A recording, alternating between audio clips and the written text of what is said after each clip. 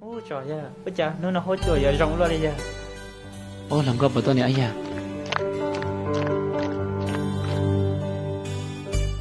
Cho nó ngó tôi này à. Wow, sexy quá luôn. Bây giờ, của tôi tụi cả nữa. Wow, Chả sẽ siêu luôn. trở cái gì.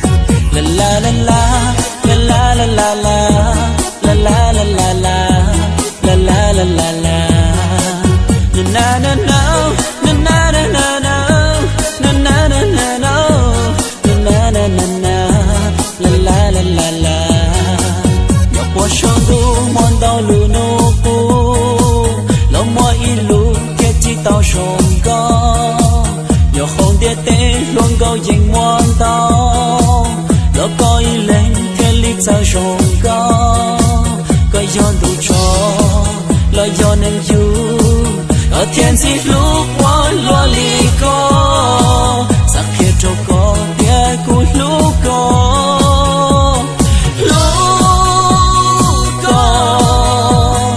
cù lúc co có bố bao hậu cù nó lúc xia nơi xa xa đã chỉ trâu co trước kia lo có yên bao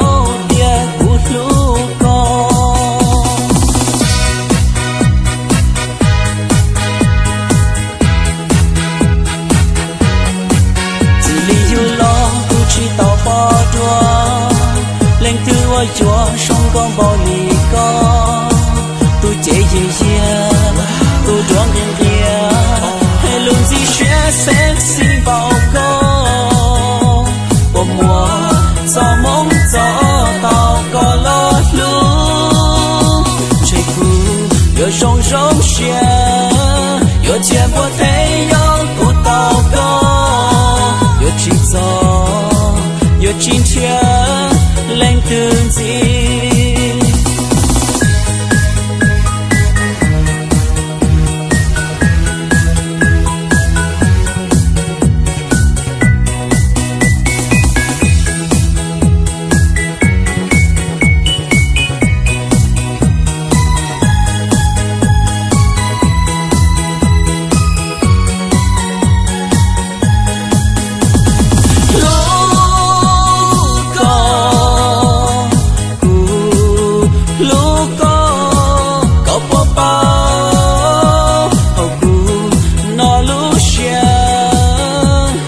xa xa đã chỉ trâu co chỉ kia lo có yên bao địa của lúc co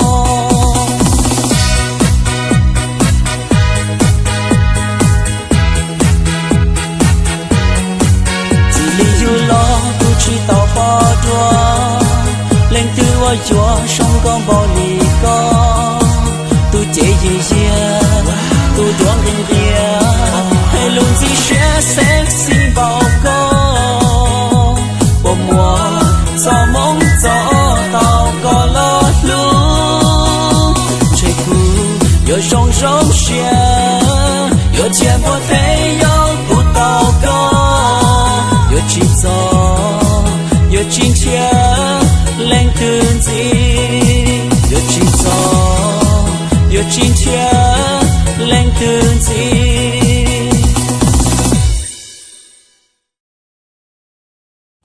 Ôi trời ơi, bây giờ nó hốt trời giờ rộng luôn đi giờ. Ô làm gấp vào tôi này ấy à.